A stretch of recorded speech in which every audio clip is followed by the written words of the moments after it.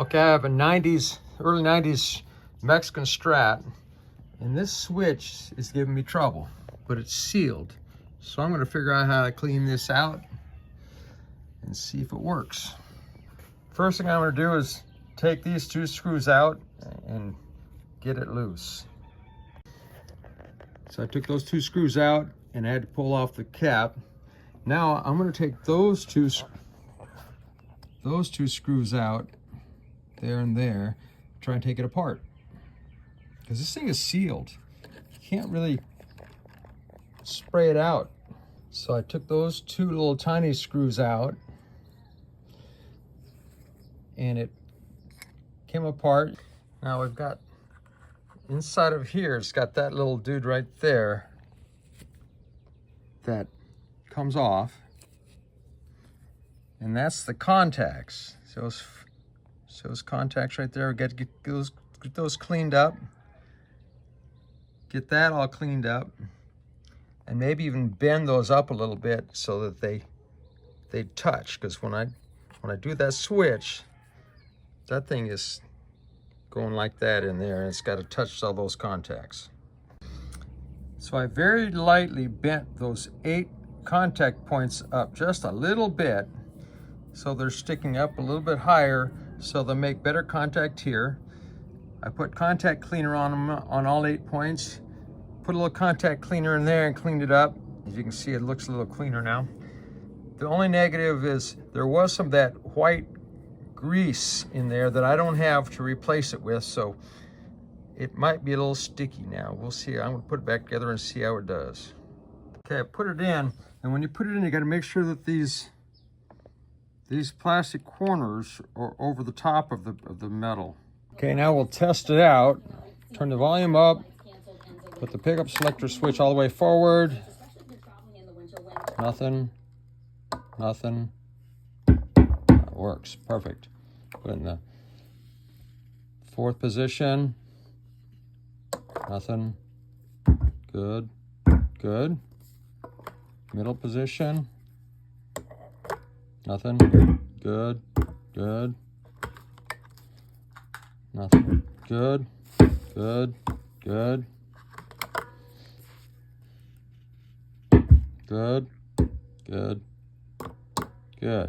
So it looks like it's all working good. Test the volume. Nothing. It's all good. Another thing to remember is got to tighten these up nice and tight. Plus make sure these are all tight, the nuts underneath, because the grounding, a lot of the grounding is that stupid metal thing right there. And if those aren't tightened up nice and tight, sometimes you'll have some problems. I'm gonna button it up and test it again. I noticed that this one especially was loose. So I popped that off. You gotta tighten that with get the right size. Let's see, what size is that? This is so old, the size is missing on it. And while I'm at it, I might as well pop these two off and do it also. Now, the simplest way to do that is put a screwdriver under there and do just a little bit and keep turning it. Hard to show you with 2 hands, but I stick it in there, give it a little twist, turn a couple notches, then turn a little bit, do it again, turn a little bit, do it again, so you don't go breaking anything, and it pops off pretty. Get it up a little bit and it'll pop off with just your hand. These ones probably never been off. Pop the other ones off, you can see the little, don't look like it's ever been off. See the dust bunnies and crap on there. And yes, they are a little tiny bit loose. That could have been part of the problem also. And of course, nothing goes as planned. I barely tightened that and it just broke right off in my hand on that one right there. It goes there. So now I got to find another screw or nut. My junk drawer, I brought a bunch out. And that was interesting. The threads fit, but it's a bigger size. But anyway, it looks like it'll do the job. Okay, she's all back together and everything looks good. So a couple minor details here. This is the stuff. This is the best stuff to get. The stuff for the green deox, because it has lubrication in it. Especially for like PAs and sliders and boards and stuff. You don't want, once you clean them out, to all be loose and no feel to them.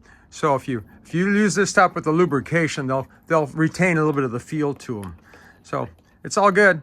Also, I got some generic contact cleaner that the guy said was fine at a electronic house years ago, and I used it on a Yamaha amp I have, and it destroyed the plastic. I had to replace a whole bunch of female receptacles on the back of the amp because they were all plastic, and it just ate them up. So anyway, stick with the Oxid. Don't get the generic stuff, or you might have that same problem.